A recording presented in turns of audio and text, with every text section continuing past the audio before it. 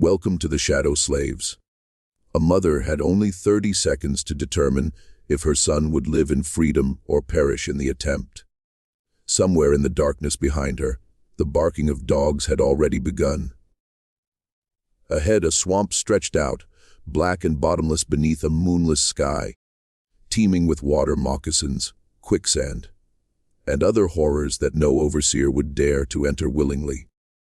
Mary Carter gazed into that swamp and grasped something that most people will never be forced to comprehend in their lifetimes: that the most perilous terrain before her was still less dangerous than the world she had left behind. She seized her son's hand and fled. What transpired over the coming months would turn a 42-year-old field hand and her 19-year-old son into the most wanted fugitives in the entire state of Mississippi.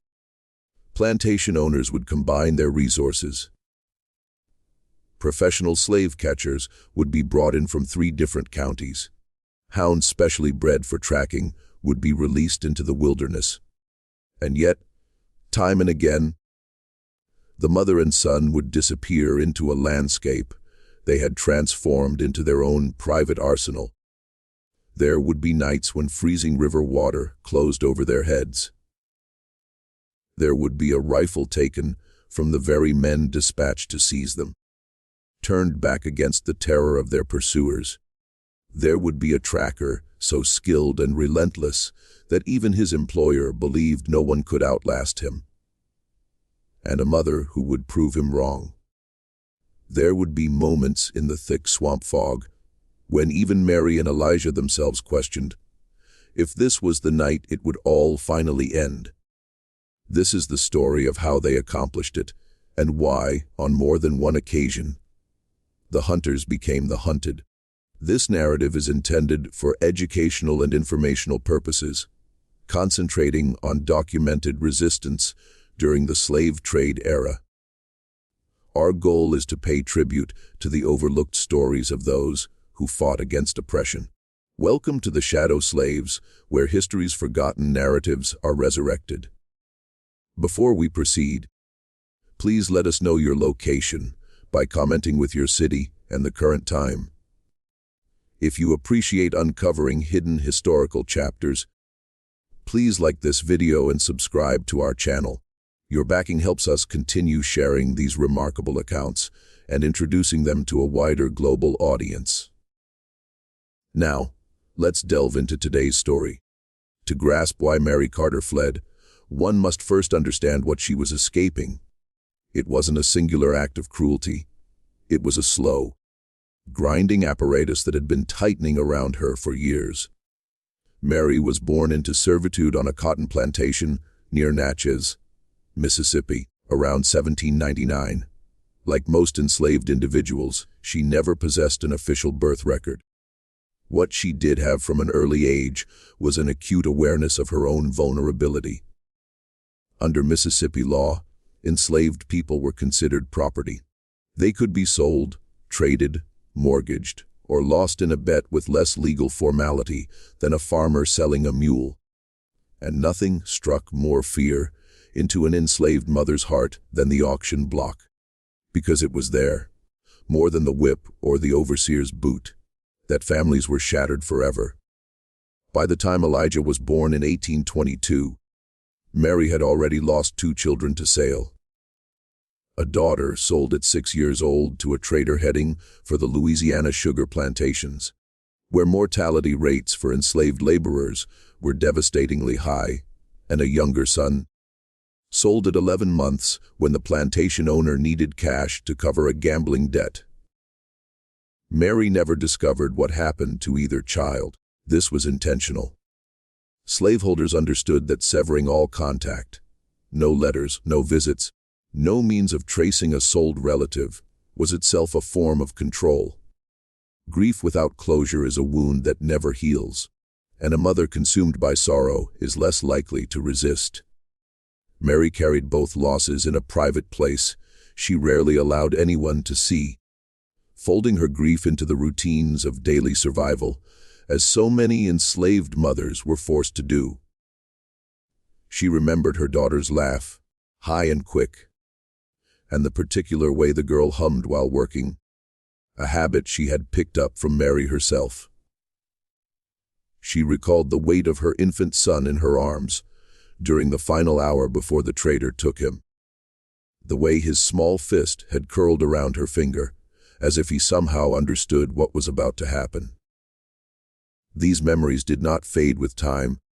They sharpened in the peculiar way grief does when a person is never allowed the space to properly mourn. It was this accumulated grief, more than any single act of cruelty, that eventually hardened into Mary's unshakable resolve. She had already endured the worst thing slavery could do to a mother. Twice. By the time Whitfield's financial troubles placed Elijah's name on a sale list, Mary understood with absolute clarity that she would rather die attempting escape than survive a third loss she had the power to prevent. So, when Elijah was born, Mary made a private, dangerous vow. She decided she would not lose this child. She didn't know exactly how she would keep that promise, but she carried it with her every single day. Through every row in the field, through every whipping, she endured to keep it from falling on him.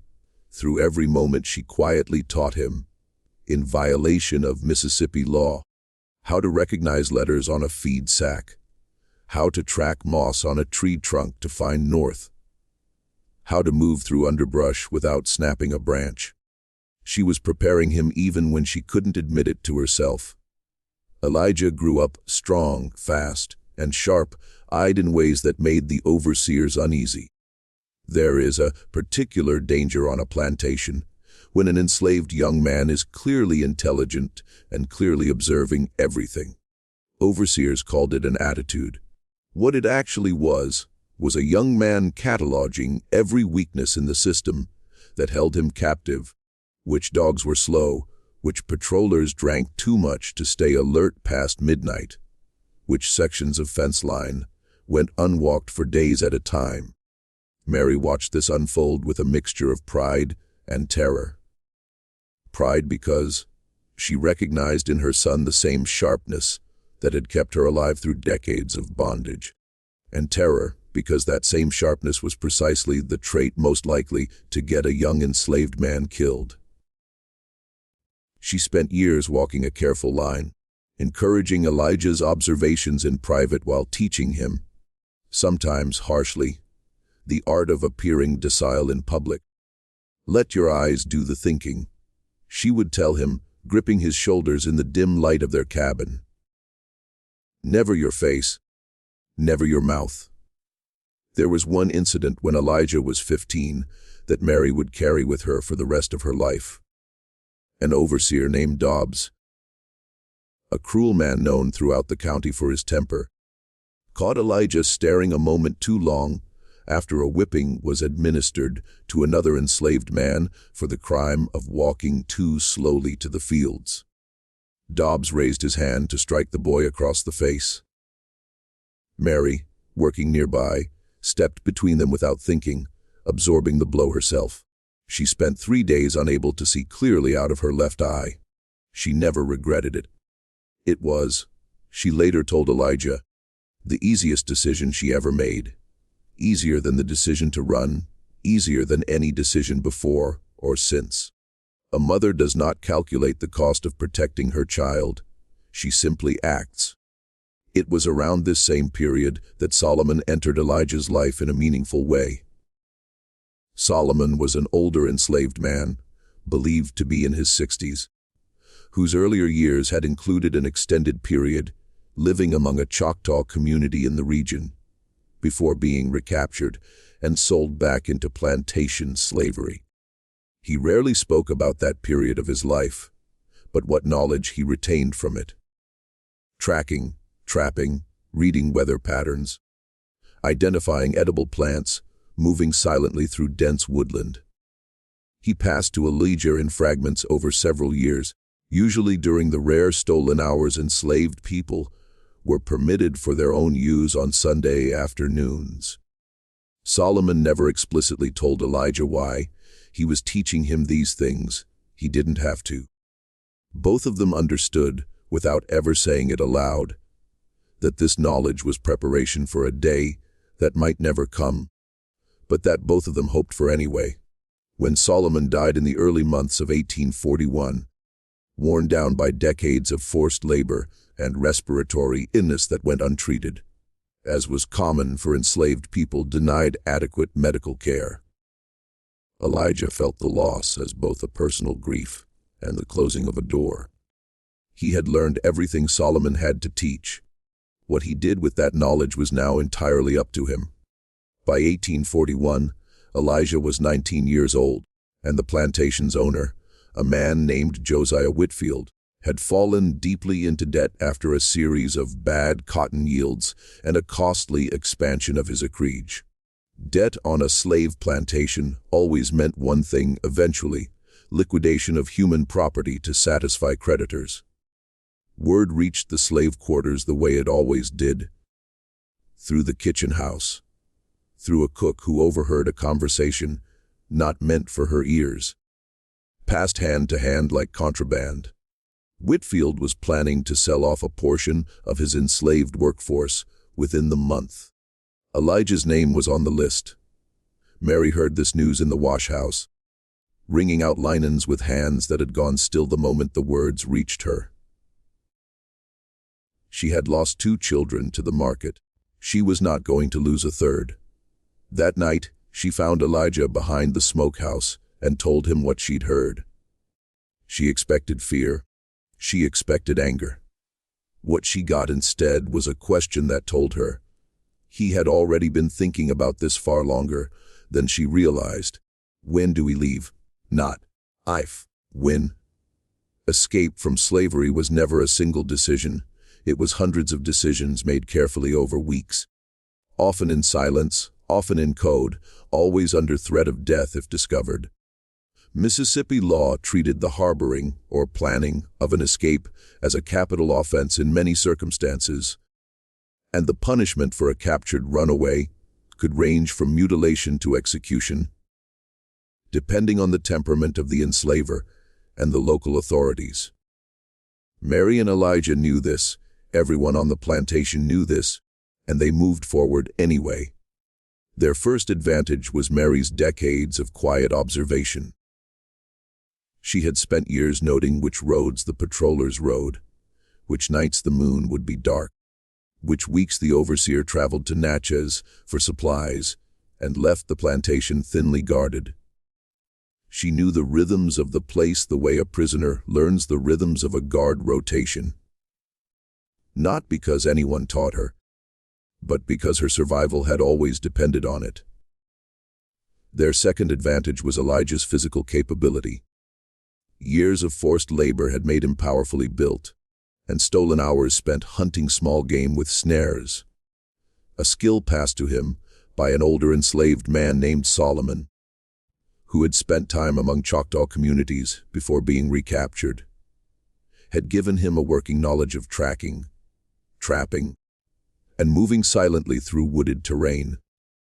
Their third advantage, and perhaps the most important one, was the network they didn't fully control, but could tap into: informal, dangerous, whispered lines of communication between enslaved people on neighboring plantations, free black communities in river towns, and, in rare cases, sympathetic white residents who, for reasons ranging from religious conviction to simple decency, were willing to offer food, shelter, or silence to people fleeing north.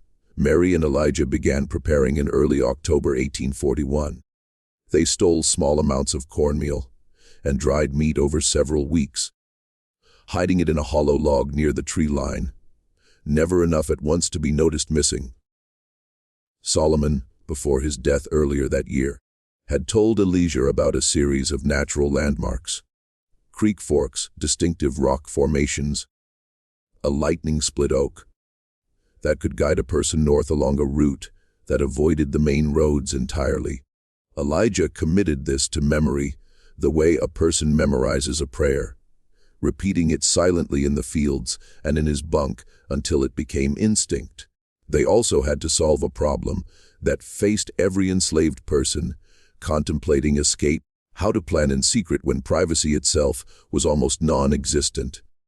Cabins were cramped, walls were thin, and a careless word overheard by the wrong person, whether out of malice, fear, or the simple hope of currying favor with an overseer, could end everything before it began. Mary and Elijah developed a rudimentary code, discussing their plans in fragments disguised as ordinary conversation about fieldwork, weather, or Mary's herb gathering. A comment about getting the north field ready before the rain might actually mean confirming the timing of their departure. A remark about the old Miller Trail being overgrown might refer to a specific route Solomon had once described.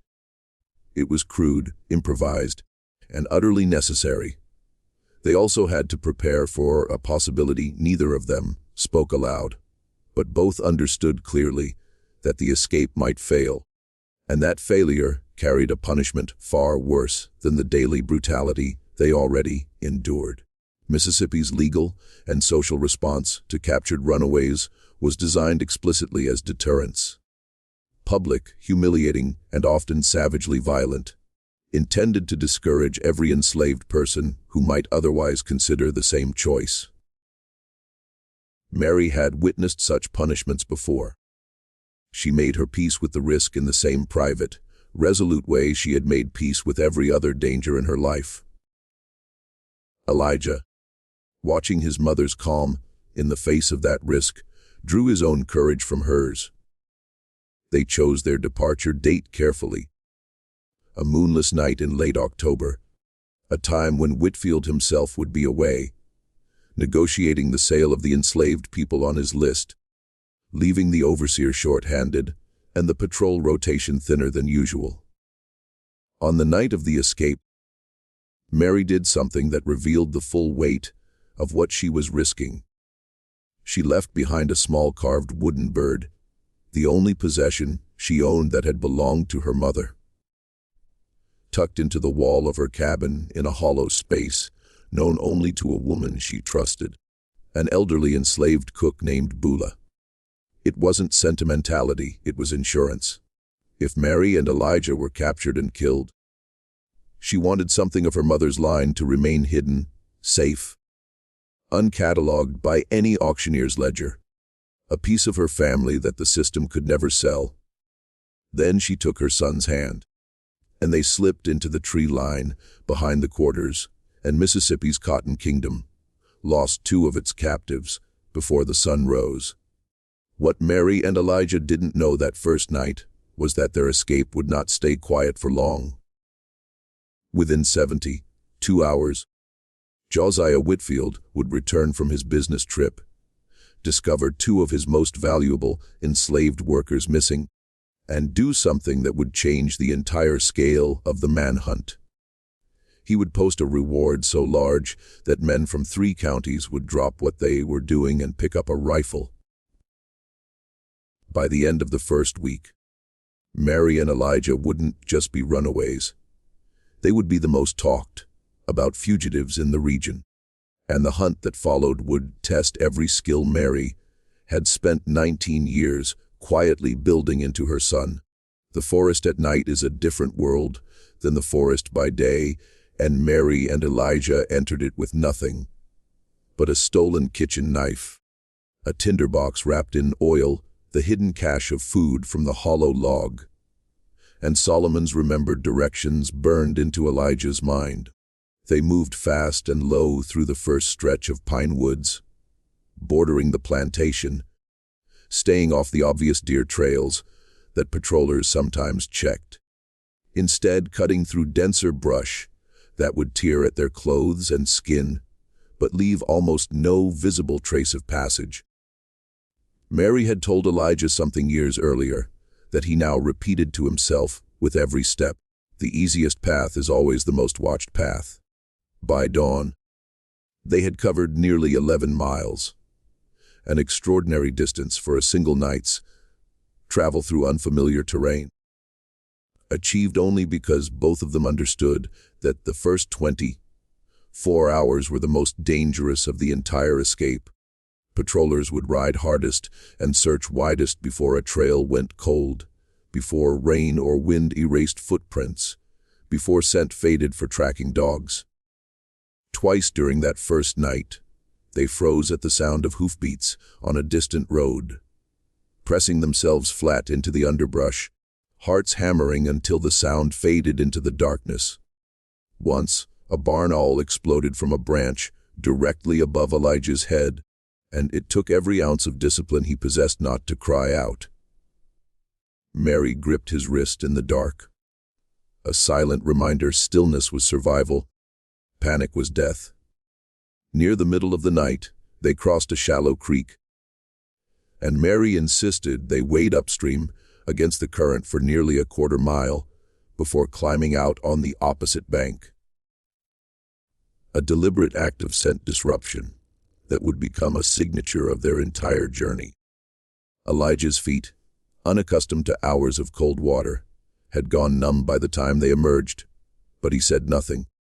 He had learned in 19 years of bondage that complaint accomplished nothing except drawing attention, and old habits, even ones formed under cruelty, proved useful now in an entirely different context.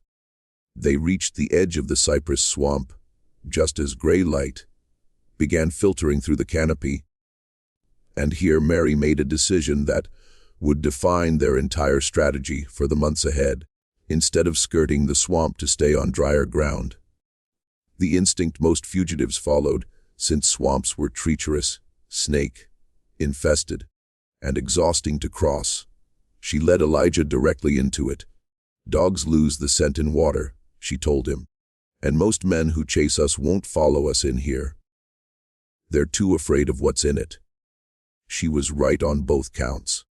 Slave catchers of the era relied heavily on scent, tracking dogs, often trained specifically for pursuing fugitives, and these dogs were devastatingly effective on dry land, but far less reliable once a trail crossed standing water repeatedly.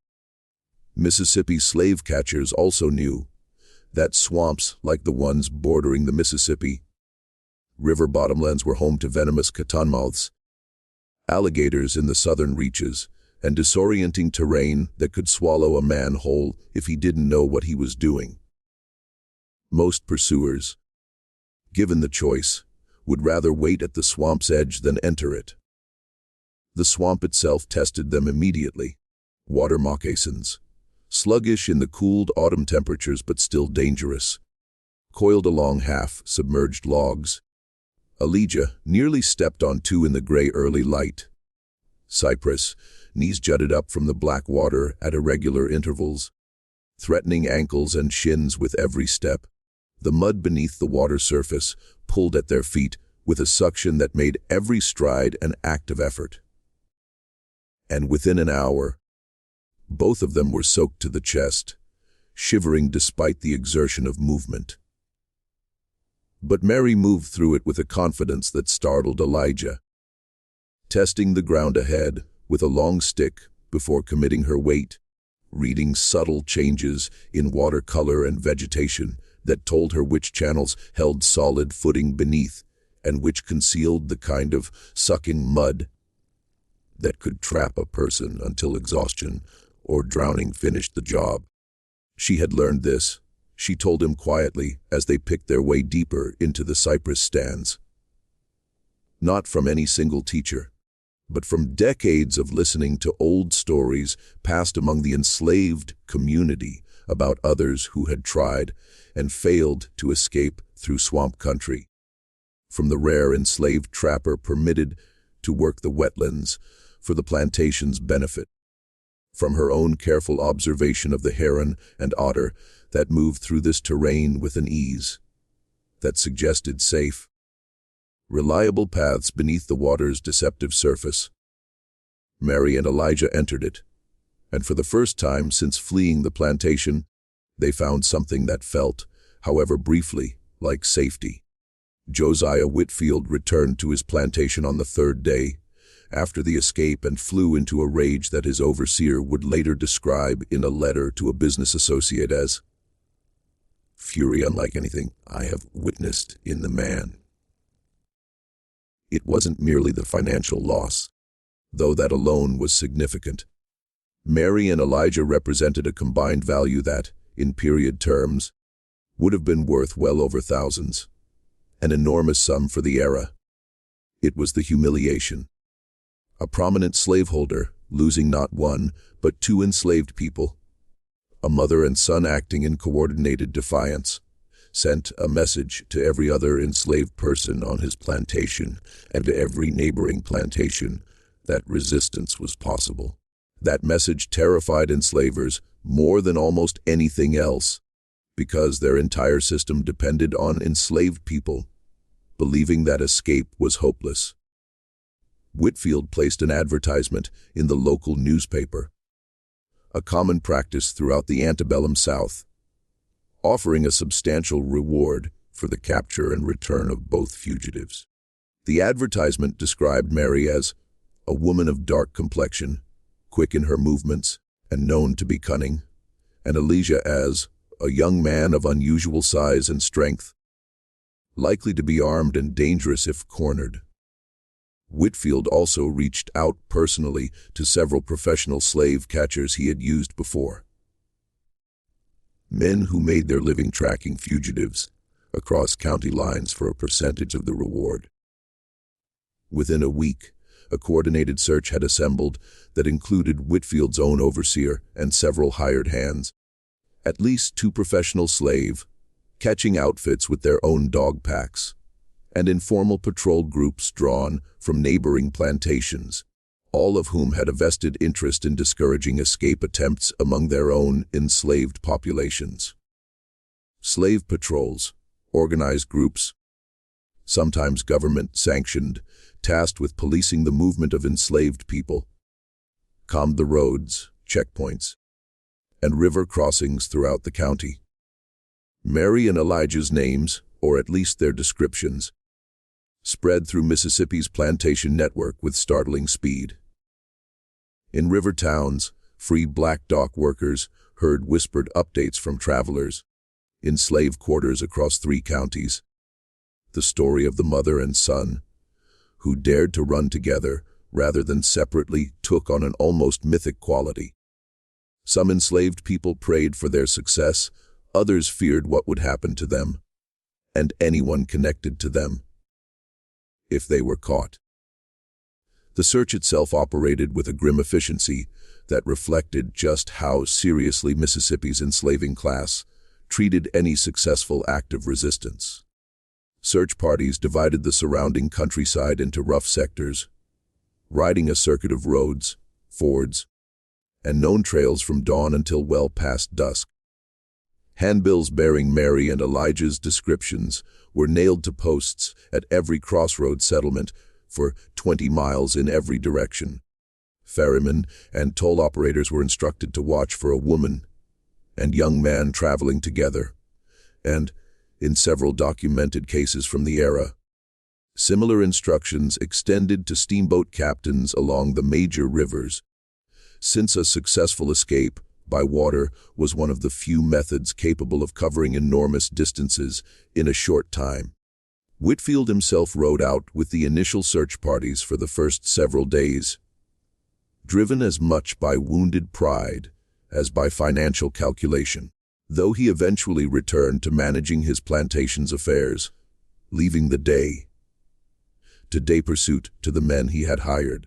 He made it known through the overseer that any enslaved person on his plantation caught spreading sympathetic rumors about the fugitives or expressing anything less than proper condemnation of their escape would face consequences.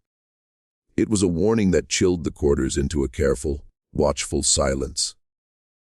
Though silence, as Whitfield would eventually learn, was not the same thing as compliance.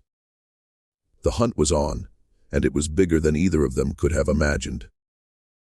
For the next several weeks, Mary and Elijah lived a life defined by constant motion, constant vigilance, and a slowly deepening intimacy with terrain that would have destroyed most people unfamiliar with it.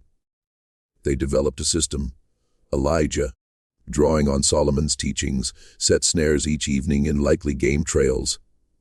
Rabbit, squirrel, occasionally a wild turkey, supplementing the dwindling supply of stolen cornmeal. Mary, whose knowledge of edible and medicinal plants had been passed down from her own mother, identified pokeweed, wild onion, peppermint, and other forage that kept them from starving even when snares came up empty. She also knew which plants could treat the cuts, insect bites, and infections that inevitably accumulated during weeks of wilderness travel. A poultice of crushed plantain leaf for wounds, willow bark for pain and fever. They avoided fire during daylight hours, since its smoke could be seen for miles and instantly betray a location. At night, when they dared to build one at all, they dug small pits and kept flames low, using dry, smokeless wood that Mary had taught Elijah to identify. They slept in shifts, one always watching, and developed a set of silent hand signals to communicate danger without a single sound. They learned to read the forest itself as an early warning system. A sudden silence among birds often meant a predator, human or animal, had entered the area. Deer bolting from cover in a specific direction told them where not to go. And they moved constantly, never sleeping in the same location twice. Doubling back on their own trails to confuse pursuers, crossing and recrossing streams to break their scent trail, occasionally walking backward for short stretches to leave misleading footprints. Mary had absorbed decades of overheard conversations between overseers and slave catchers, discussing the habits of runaways, and she used every scrap of that knowledge now, turning the hunter's own expertise against them. Word of near encounters filtered back to the plantations through captured runaways from other states, through informants, through slave catchers themselves grumbling in taverns about the mother-son team that kept slipping through their fingers. More than once, a search party reached a recently abandoned camp, still warm coals, a snare with fresh blood, footprints leading in 4 different directions before vanishing at a creek bed. Only to find the fugitives already gone, sometimes by mere hours. There were quieter moments too, moments that period narratives of similar fugitive journeys often leave out in favor of tales of chase and danger, but which mattered just as much to Mary and Elijah's survival. Moments of unexpected tenderness carved out of an otherwise brutal existence. Nights when the weather held clear, and the immediate danger felt distant enough to breathe. Mary would tell Elijah stories about his sisters and brother.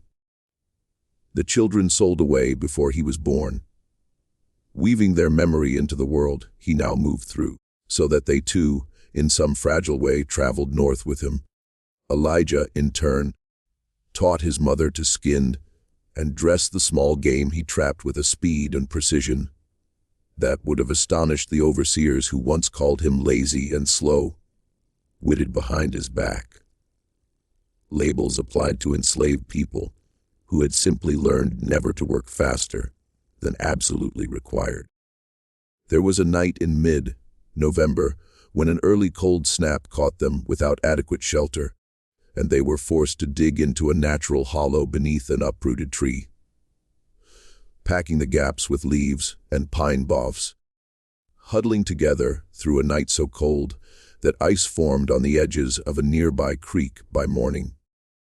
Mary later told Elijah that night was strangely one of the moments she felt most certain they would survive, not because the danger had lessened, but because they had faced something neither slave catcher nor dog could threaten them with, and endured it together, using only their own resourcefulness.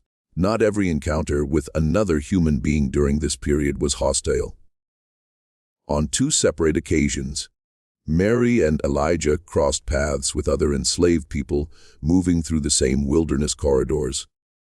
Men and women who, like them, had chosen the terrifying uncertainty of flight over the guaranteed suffering of bondage.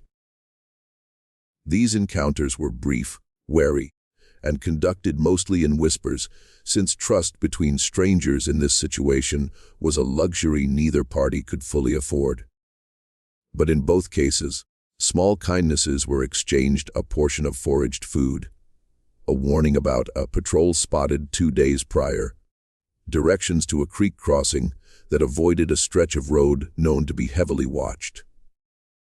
These fleeting alliances, undocumented and largely lost to history, represented one of the quieter forms of solidarity that helped sustain fugitives throughout the region during this era. This is when the legend began to grow. But evading capture through skill and terrain was only going to work for so long. Slave catchers were professionals. They had faced clever fugitives before, and they had methods for closing the gap that had nothing to do with brute tracking. Bribery, betrayal, and brutal persistence among them. And then came the night that changed everything.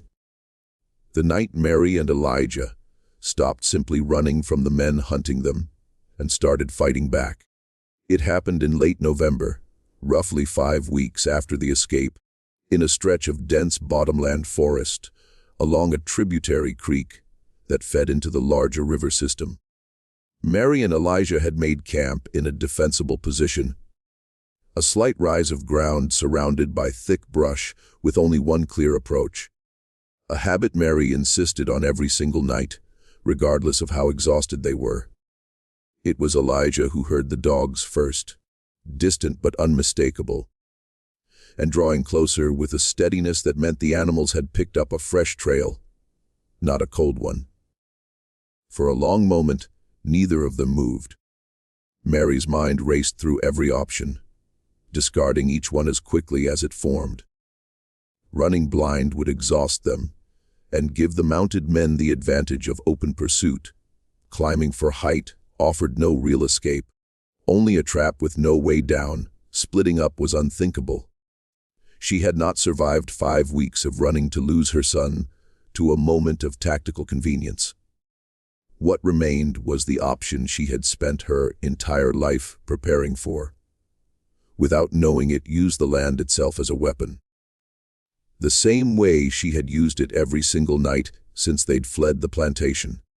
She grabbed Elijah's arm and pointed toward a game trail choke point roughly 60 yards distant, a route she had scouted the previous evening out of pure habit. The same habit that had kept them alive this long. "There," she whispered. "Move now, quiet as you've ever moved in your life." They had been careless, or rather exhausted enough to be slightly careless, having crossed the same section of creek twice in one day out of necessity rather than strategy, inadvertently laying down a stronger scent trail than usual. 3 slave catchers and 2 dogs were closing the distance fast, moving with the particular confidence of men who believed they had finally cornered their quarry. Mary and Elijah had by this point acquired 2 items that would prove decisive: a hatchet taken from an abandoned trapper's camp they discovered weeks earlier, and, through a contact in an informal network of free Black River workers, who occasionally left supplies at agreed upon locations for fugitives passing through, an old flintlock rifle with a small store of powder and shot. Elijah had spent hours in the preceding weeks teaching himself to load and fire it, using precious powder sparingly on practice shots against tree trunks, because he understood that a weapon he didn't know how to use was worse than no weapon at all. As the dogs' baying grew closer, Mary made a rapid decision. Rather than running blindly, which would exhaust them and eventually allow the mounted men to run them down in open ground, she directed Elijah toward a natural choke point, a narrow game trail flanked by dense thicket on both sides, the only reasonably passable road through that section of brush. It was the kind of terrain feature she had spent years learning to read, the same instinct that had guided every decision since the swamp crossing on their first night. They didn't want to fight. They wanted an opportunity to disable pursuit and disappear. But when the lead dog broke through the brush ahead of its handlers, Elijah understood there was no more room for evasion. What followed was chaotic, brief, and terrifying. Elijah fired the rifle once, not at a man, but into the air close enough to startle a horse that the animal reared and threw its rider, creating instant confusion in the pursuing party. In the ensuing scramble, Mary used the hatchet not as a weapon against a person, but to cut down a section of overhanging deadfall she had identified earlier, collapsing it across the narrow trail behind them as they fled, creating a physical barrier that cost the slave catchers critical minutes to clear. By the time the search party regrouped, the fugitives were gone, vanished into terrain that had already swallowed them once before. The slave catchers involved in this encounter spent the following 2 days searching the immediate area, certain that the fugitives could not have gone far given the speed and chaos of the initial confrontation. They were wrong. Mary and Elijah had used the confusion to put nearly 6 miles between themselves and the search party by dawn, moving through a stretch of pine barrens that Mary had identified weeks earlier as a fallback route in case their primary hiding grounds were ever compromised. It was a decision that reflected the deepest lesson of Mary's entire approach to the escape, that survival depended not on having one plan, but on always having a second, third, and fourth plan ready before they were needed. Elijah, in the hours immediately following the encounter, experienced something he would later describe as a strange mixture of terror and exhilaration. The realization that he had fired a weapon at armed men pursuing him and his mother, and that they had, for the first time, not merely evaded their pursuers, but actively turned the encounter to their advantage. It was a turning point in how he understood their situation. They were no longer simply fleeing, they were, in some limited but real sense, fighting back. This encounter, reconstructed here from period accounts of similar incidents common throughout the region, since detailed records of any single such event were rarely kept, became the foundation of the growing local legend, stories exaggerated with each retelling. Some accounts had Mary and Elijah engaging in direct gunfights with multiple slave catchers. Others described them as nearly supernatural in their ability to disappear. The truth, as is so often the case, was both simpler and more remarkable. 2 people who understood the land better than the men chasing them, who used intelligence and preparation, rather than violence as their primary weapon, and who were willing to take extraordinary risks, rather than surrender their freedom. The failed capture attempt humiliated the slave catchers involved and intensified Josiah Whitfield's determination. He raised the reward. He hired an additional, more experienced tracker, a man with a reputation for successfully running down even the most resourceful fugitives. Known in regional slave catching circles for his patience and his willingness to pursue a trail for weeks rather than days. This tracker, whom period accounts of similar figures describe as employing more methodical techniques than the average bounty hunter, changed the character of the pursuit.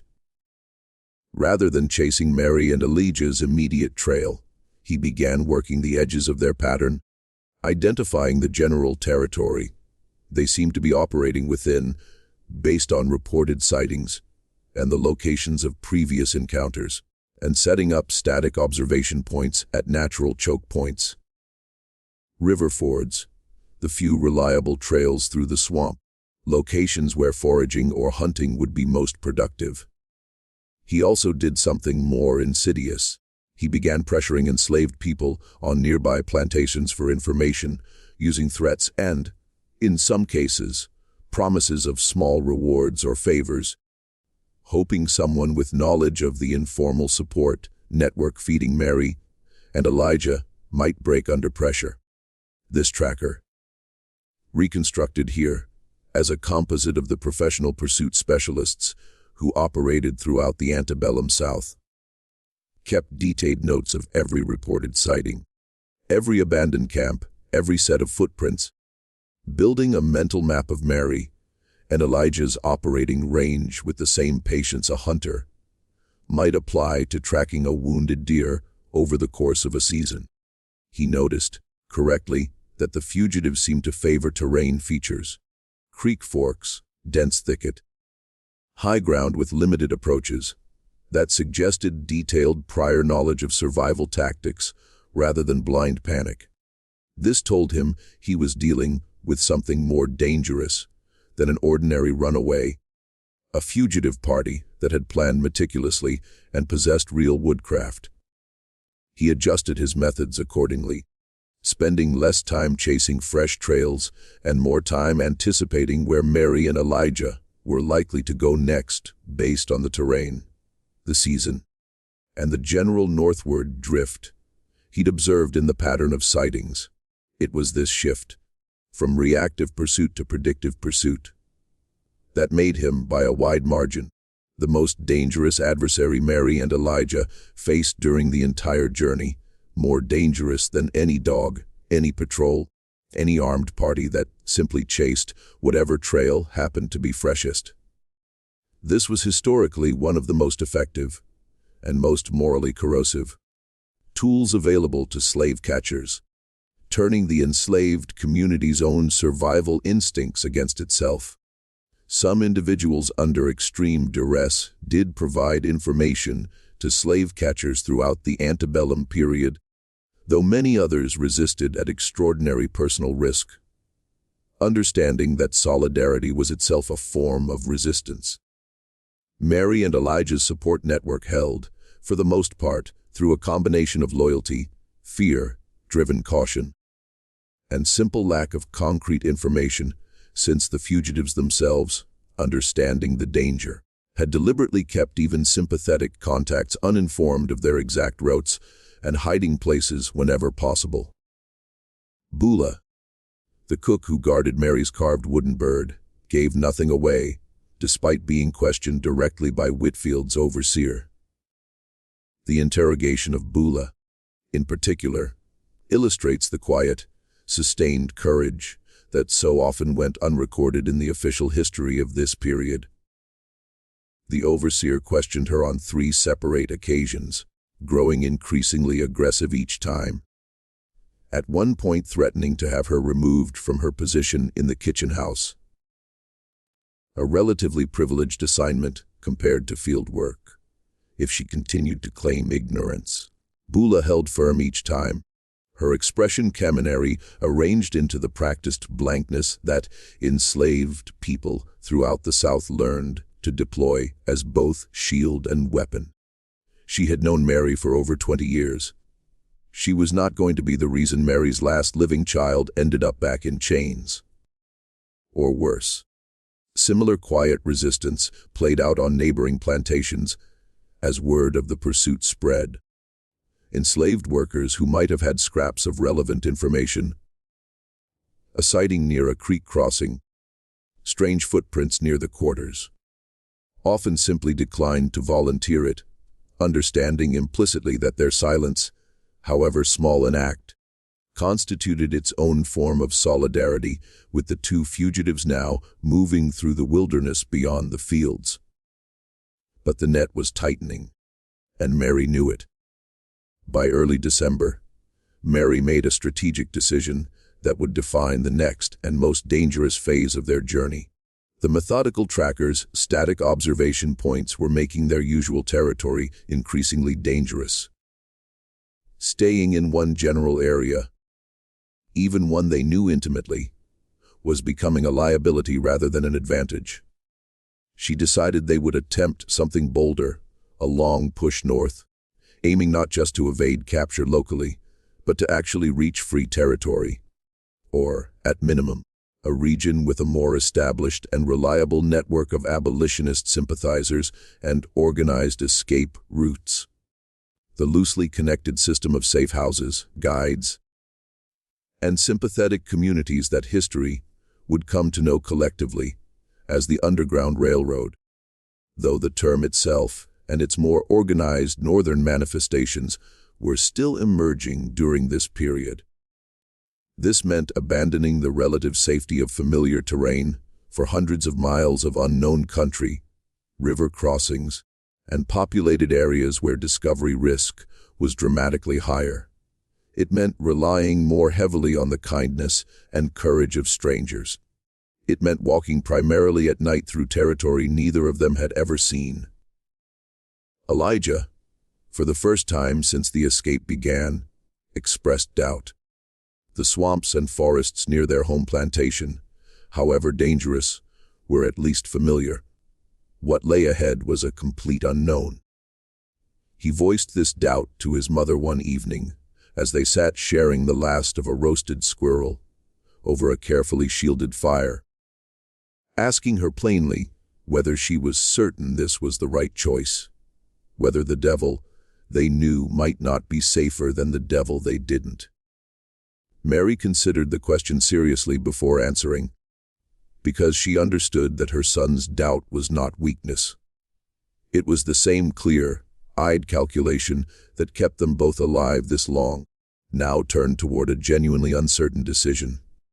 She reminded him of Solomon, of the map he had carried in his memory for years, without ever using it himself, of the fact that his knowledge existed now precisely because he had wanted, somewhere in his heart, for someone to use it the way Mary and Elijah now intended to. She reminded him of his two sisters and his brother, sold away to destinations neither of them would ever know, and told him that pushing north wasn't just about the two of them anymore. It was about proving, in whatever small way they could, that the system which had torn their family apart did not get the final word. Mary's response, as later oral traditions in the region would describe similar moments among other fugitive families, reportedly centered on a simple truth. Familiarity was no longer safety. The tracker knew their patterns. Staying meant eventually being caught. Moving into the unknown was terrifying, but it was also the only path that led somewhere other than back to Whitfield's plantation in chains. They moved north. What Mary and Elijah didn't yet know was that their decision to push toward free territory would bring them into contact with a network of people whose names history would barely remember, but whose quiet courage made escapes like theirs possible at all free black communities, sympathetic river workers, and, in at least one documented pattern common to the era, formerly enslaved people who had established themselves in relative safety and risked everything to help others still in bondage. It would also bring them face to face, one final time, with the tracker who had sworn he would not fail again. Before reaching the blacksmith's town, Mary and Elijah faced a crisis that had nothing to do with slave catchers at all, and that, in its own way, terrified them more than any pursuit had up to that point. They had been pushing hard toward the river for nearly a week, rationing food carefully, moving mostly at night through unfamiliar terrain that offered none of the intimate advantages their home swamps once had. On a night thick with fog rolling off a nearby creek bottom, they became separated while crossing a stretch of dense cane thicket. Elijah pausing to free his shirt from a thorn snag, Mary continuing forward a few steps under the assumption he was still directly behind her, when she turned and found empty darkness where her son should have been. Something in Mary broke loose. That 5 weeks of slave catchers, dogs, and armed men had not managed to break. She had spent 19 years building her entire existence around the promise that she would not lose this child. And now, in a swamp she barely knew, in fog so thick she could not see 3 feet in front of her own face, it seemed that promise might be undone not by an enemy, but by an accident. She did not call out. The discipline of months on the run held even through panic. since a shout could carry for miles in the still night air and bring exactly the danger they had spent so long avoiding. Instead, she used the signal Elijah, and she had developed together 3 soft, evenly spaced clicks of her tongue against her teeth, a sound easily mistaken for an insect or bird by anyone not listening for it specifically, repeated at intervals as she began retracing her steps. For nearly 20 minutes, the longest 20 minutes of the entire journey, by Mary's own later account, there was no answer. She moved through the cane in a widening pattern, her mind cycling through every possible catastrophe. That Elijah had been taken silently, that he had fallen into unseen water, that the fog itself had swallowed him in the way it seemed to swallow every sound and shape around her. Then, faintly, she heard it 3 answering clicks off to her left, closer than she expected. She found him crouched at the base of a cypress knee. Having wisely stayed put the moment he realized they'd been separated, understanding just as she did that 2 people searching blindly for each other in fog and darkness were more likely to end up further apart than reunited. They held each other for a long moment without speaking. Then Mary did something she rarely allowed herself in front of her son. She let him see her cry, briefly, before wiping her face with the back of her hand and pulling herself back into the steady, watchful composure that had carried them both this far. "Never again," she told him. "We touch every step through ground like that. We touch." From that night forward, whenever visibility dropped, fog, deep darkness, dense brush, Mary and Elijah moved with a length of cord tied loosely between them, an old trick Solomon had once described from his years living among Choctaw hunters, ensuring that no patch of swamp, however thick or disorienting, could ever again separate them without their knowledge. It's a small detail, easy to overlook in a story defined by armed pursuit and river crossings. A length of cord tying a mother to her son through the darkest stretches of swamp. But it captures something essential about how Mary and Elijah survived. As long as they did, their greatest weapon was never the stolen rifle or the hatchet. It was the fact that neither of them, not for a single moment across the entire journey, was willing to let go of the other.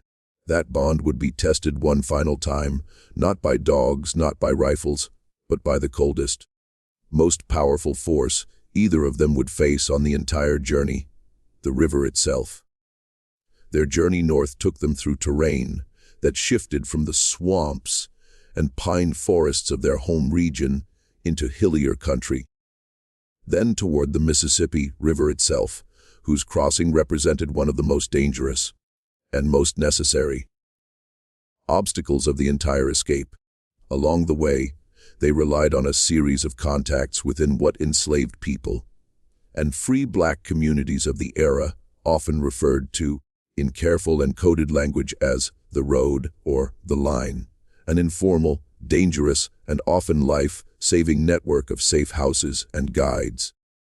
Their first contact was a free blacksmith in a river town, a man who had purchased his own freedom years earlier through an arrangement with a previous, less brutal enslaver, and who now used his relative freedom of movement to quietly assist fugitives passing through.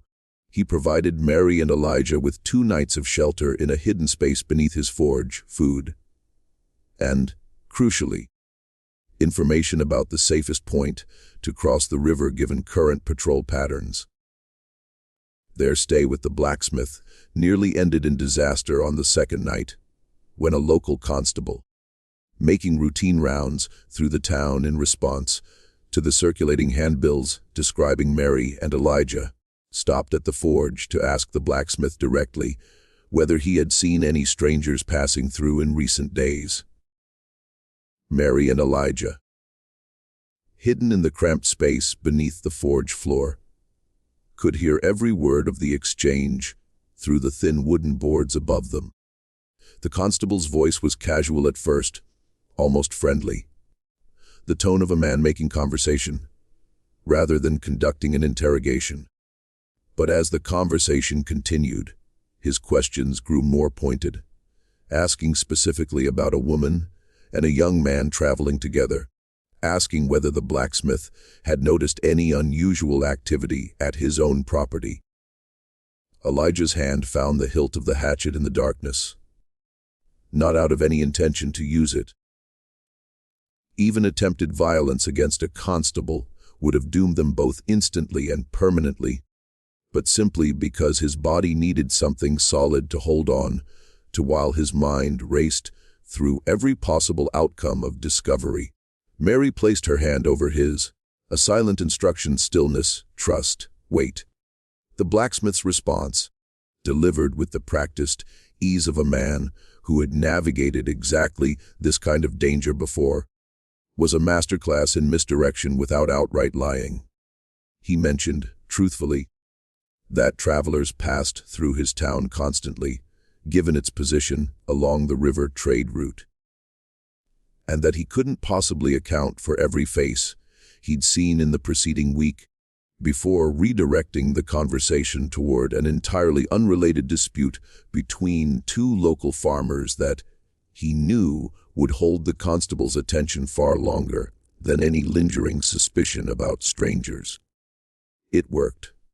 The constable eventually moved on, continuing his rounds through the rest of the town, and the blacksmith did not so much as glance toward the forge floor until well after dark, when he finally rapped the agreed upon signal. 2 knocks. A pause, 1 knock, to let Mary and Elijah know it was safe to breathe freely again. Their second contact was even riskier. A white farmer with religious objections to slavery, part of a small but real minority of white Southerners willing to risk severe legal and social consequences to aid fugitives. He ferried them across a difficult stretch of river country in a false bottom wagon typically used to transport farm goods, a method of concealment documented in numerous accounts of underground railroad activity throughout the South and border states. Each of these encounters carried enormous risk for everyone involved. Mississippi law imposed severe penalties on anyone caught assisting fugitive enslaved people, and the social pressure within Southern communities to report such activity was immense. Every person who helped Mary and Elijah did so knowing that discovery could mean financial ruin, imprisonment, or worse. The blacksmith, in particular, took a moment before they parted ways to say something that stayed with Mary for the remainder of the journey. He told her he had helped 6 other fugitives pass through his town over the preceding 4 years, and that he expected to keep doing so for as long as his hands could still work iron and his neighbors remained unsuspecting. When Mary asked him why he took such risks for people he had never met and would likely never see again, he told her simply that his own mother had died in bondage, without ever tasting a single day of freedom, and that every fugitive he helped felt, in some small way, like an act of justice done on her behalf. It was a sentiment Mary carried with her quietly for the rest of the journey. A reminder that their escape was never truly just their own. It belonged to everyone who had ever been denied the thing they were now risking their lives to claim. The farmer who ferried them across the difficult river country worked largely in silence, offering only clipped instructions and the occasional warning to stay low beneath the false floorboards of his wagon as it passed within earshot of a roadside patrol checkpoint. Elijah, pressed into the cramped darkness beside his mother, could hear the muffled voices of the patrollers exchanging pleasantries with the farmer above, and endured agonizing several minutes during which discovery would have meant not just recapture, but likely violence against the farmer himself. When the wagon finally rolled clear of the checkpoint, and the farmer rapped twice on the floorboards to signal safety, Elijah realized he had been holding his breath so long his lungs burned. It's worth pausing here to note, with historical honesty, that resources like this, a coordinated network stretching across such a distance, were not universally available to every enslaved person attempting escape, and successful long-distance escapes of this kind, while real and documented in numerous historical cases, represented a minority of escape attempts overall. Many escape attempts were shorter in duration, more local in scope, or ended in recapture. Mary and Elijah's story, as reconstructed here, represents the more dramatic and ultimately successful end of a spectrum of resistance that took many forms, most of them quieter and less celebrated than a full journey to free territory. The methodical tracker hired by Whitfield did not give up easily.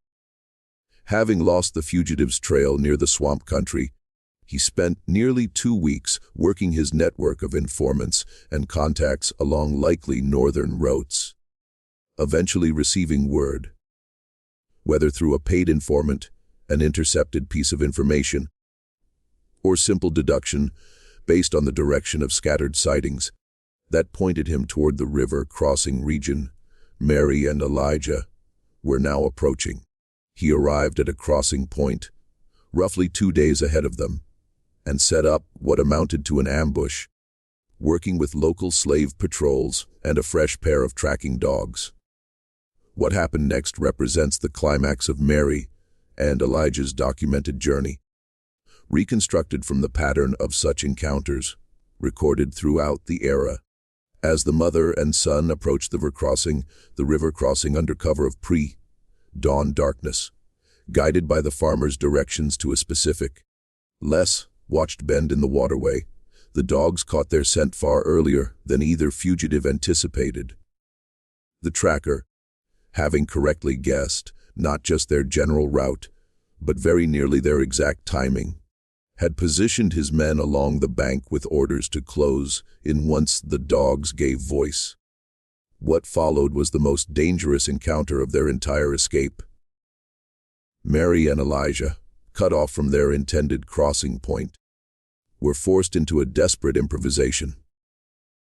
Elijah, drawing on weeks of practice with the flintlock rifle, used their remaining shot not to kill but to disable, firing at close range into the ground near the lead dog, the loud report and spray of dirt enough to send both animals into a frightened retreat that momentarily broke the pursuit's momentum. Mary, meanwhile, made a decision that speaks to the depth of her understanding of the landscape and the desperation of the moment. Rather than running along the riverbank, where they would be exposed and pursuable on horseback, she led Elijah directly into the river itself, into a current that period accounts of the region describe as treacherous even for experienced swimmers, trusting that the same water that threatened to drown them would also make them nearly impossible for mounted pursuers and dogs to follow. The tracker, watching from the bank, shouted for his men to follow along the shoreline, hoping to catch the fugitives when the current inevitably forced them back toward land. For several agonizing minutes, Mary and Elijah were entirely at the mercy of the water, pulled under repeatedly, separated by several yards at one terrifying point, before Elijah fought his way back to his mother's side, both of them swallowing mouthfuls of cold river water, both of them aware that a single moment of panic could end everything the same way a bullet could. Elijah would later describe, in the fragmentary way such memories survived through oral tradition, the strange clarity that came over him in the middle of that crossing. A moment where the terror of drowning and the terror of capture seemed to cancel each other out, leaving behind only the simple physical work of pulling one arm after another through the black water, of finding his mother's hand in the dark and refusing to let go. It was, by any measure, an enormous gamble, but it worked. Fighting a powerful current in near total darkness, mother and son crossed the Mississippi River, or a significant tributary of the river system, depending on which version of regional oral tradition one follows. Reaching the far bank exhausted, freezing, and separated from most of their remaining supplies, but alive and free of the tracker who had hunted them for weeks. The tracker, according to later accounts that filtered back through the same informal networks, that had carried news of the fugitives throughout their journey, refused to enter the river himself and was forced to report back to Whitfield that the trail had once again gone cold. This time, seemingly for good, Mary and Elijah emerged from the river well over a mile downstream from where they had entered it, dragged by the current into a stand of willows on the far bank, coughing up water, shaking with cold, and for a long moment simply lying in the mud, unable to summon the strength to stand. Elijah would later describe this moment, again, in the reconstructed manner such oral memories are typically preserved, as the first time since the escape began that he allowed himself to fully believe they might actually make it. Not because the danger was over. It wasn't. But because he had just watched his mother outthink, out-endure, and out-survive a man whose entire profession was built around capturing people exactly like them. And he understood, lying in that mud, that there was no obstacle left on their journey that Mary Carter did not know how to face. They rested only long enough to catch their breath before pressing on, moving away from the riverbank and deeper into the free, leaning territory the farmer had described to them. Territory where the balance of danger, though never absent entirely, even in nominally free states, given the reach of slave-catching networks and later fugitive slave legislation, had shifted meaningfully in their favor for the first time since October. Here, historical honesty requires an important acknowledgement. The ultimate fate of composite figures like Mary and Elijah Carter, representing countless real but largely unrecorded individuals who attempted and, in some cases, achieved escape from slavery during this era, is often impossible to trace with full certainty. Enslaved people who successfully reached free territory frequently changed their names, deliberately obscured their origins to protect themselves and anyone who had helped them, and left behind few, if any, records that historians can point to with confidence. What we can say, based on the broader historical record of successful escapes during this period, is that fugitives who reached free northern states or Canada often settled in communities with existing populations of formerly enslaved and free black residents, sometimes finding work, sometimes continuing on to Canada to escape the reach of federal fugitive slave laws that, particularly after 1850, made even northern free states dangerous for escaped fugitives. Some formerly enslaved people who successfully escaped went on to become active participants in abolitionist networks themselves, using their own hard-won knowledge to help guide others still in bondage, a pattern documented in numerous real historical figures of the era. Whether Mary and Elijah Carter, as composite representatives of this history, found lasting safety, whether they were ever reunited with any of the family members Mary had lost to earlier sales, whether Elijah went on to build a life of his own in freedom. These details exist beyond what the historical record can confirm for any single account. What is certain is that their story, as a composite representation of documented patterns of resistance throughout Mississippi and the broader South, reflects a truth that mattered enormously. Both then and now enslaved people were not passive victims of an inescapable system.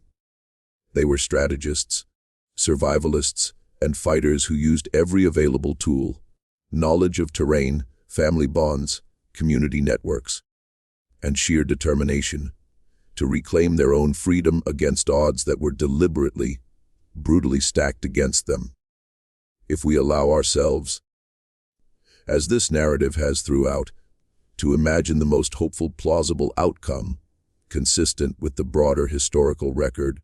We might picture Mary and Elijah reaching a settled black community in southern Ohio or Indiana, drawing on the same resourcefulness that carried them through Mississippi swamps to build a modest, watchful life, always aware, even in freedom, of the long reach of slave-catching networks and the fugitive slave laws that would later threaten even northern sanctuary. We might imagine Elijah eventually finding work as a laborer or tradesman, perhaps drawing on skills sharpened during months of survival in the wild. We might imagine Mary, older now, finally permitted the rare luxury of simply living without the constant calculation of danger that had defined nearly every day since her own childhood. We might also imagine, as many real accounts of the era describe, a more difficult and uncertain ending.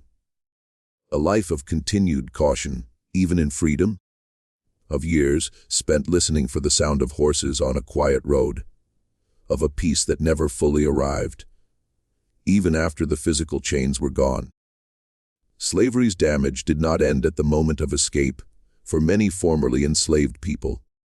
The psychological weight of what they had survived and what they had lost along the way remained a lifelong companion. Both possibilities are worth sitting with, because both were true for different people who made the same desperate choice Mary and Elijah made. Freedom, once reached, was never a simple, uncomplicated ending. It was, for most who achieved it, a beginning. Fragile, hard-won, and shadowed by everything that came before it. What we can say with total confidence is this: somewhere in the historical record that survives only in fragments, in family oral traditions passed down through generations, in the occasional runaway advertisement or court record or freedman's account preserved almost by accident, there were real mothers and real sons who made exactly the choice Mary and Elijah made. They weighed the terror of the swamp against the certainty of the auction block, and they chose the swamp. They weighed the risk of a bullet against the certainty of separation, and they chose the risk. Their names, in most cases, are lost to us. Their courage is not. The story of Mary and Elijah Carter, as reconstructed here, reflects patterns documented across thousands of real escape attempts throughout the history of American slavery. Historians estimate that tens of thousands of enslaved people attempted escape during the antebellum period, with the most famous routes and networks. The loosely organized system that came to be called the Underground Railroad, helping guide an estimated 100,000 people toward freedom between the early 19th century and the end of the Civil War. Though precise numbers remain difficult to establish given the deliberately secretive nature of the network. Mother and child escape attempts, like the one depicted in this story, were both especially common in their motivation. Parents desperate to prevent the sale and separation of their children, and especially dangerous in their execution, since traveling with a family member rather than alone dramatically increased the physical and logistical challenges of a successful escape, while also increasing the emotional stakes beyond measure.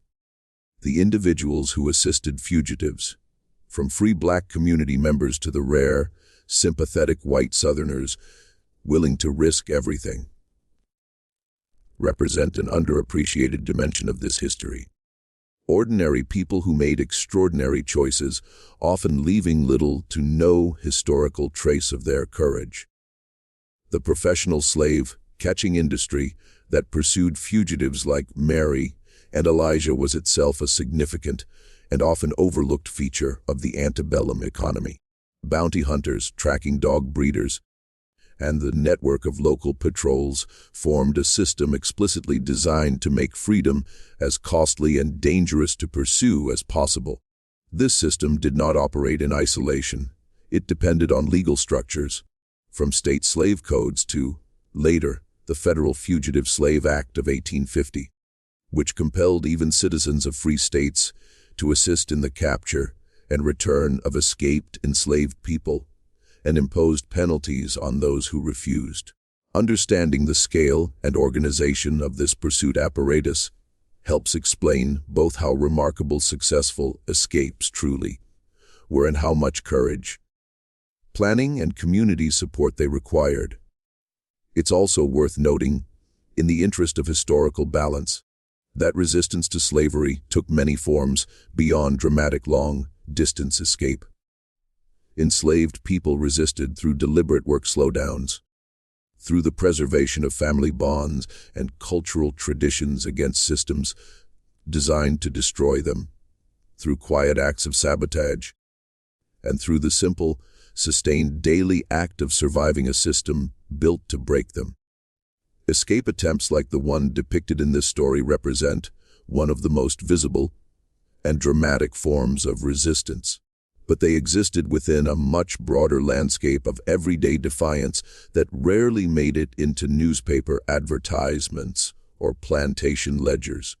And the fugitives themselves, the real Marys and real Elijahs, whose individual stories rarely survived in detailed written form, but whose collective pattern of resistance profoundly shook the institution of slavery and contributed to the mounting political and moral crisis that would eventually erupt into the Civil War, deserve to be remembered not as passive sufferers of history, but as its active shapers.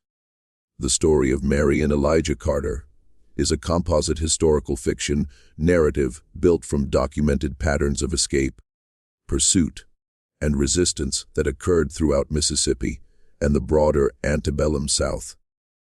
While Mary and Elijah themselves are fictional composite characters, the dangers they face, the strategies they employed, and the courage their story represents reflect the real lived experiences of countless enslaved people who resisted their bondage in ways both large and small, remembered and forgotten. This video was created for educational and historical remembrance purposes, to honor the memory of those who fought for their freedom against overwhelming odds. If this story moved you, consider it a small act of remembrance in itself, a way of carrying forward the names history tried to erase, the courage it tried to bury, and the truth it could never fully silence. Mary and Elijah's journey, in all its dramatized detail, stands in for thousands of journeys just like it, undertaken by real people whose stories deserve to be told. Even when, especially when, we can never know every detail of how they ended. Thank you for watching and for remembering. This story presents a historical fiction narrative inspired by the real patterns of resistance, escape, and survival among enslaved people in the antebellum American South. The characters of Mary Carter and Elijah Carter are composite figures. Their names and specific details are fictional, but the events they experience reflect documented realities of slavery, the Underground Railroad, and the brutal machinery of slave catching that existed throughout Mississippi and the wider South in the 19th century. This story is told for educational and historical remembrance purposes. Viewer discretion is advised, as the content deals with the trauma of slavery, violence, and pursuit.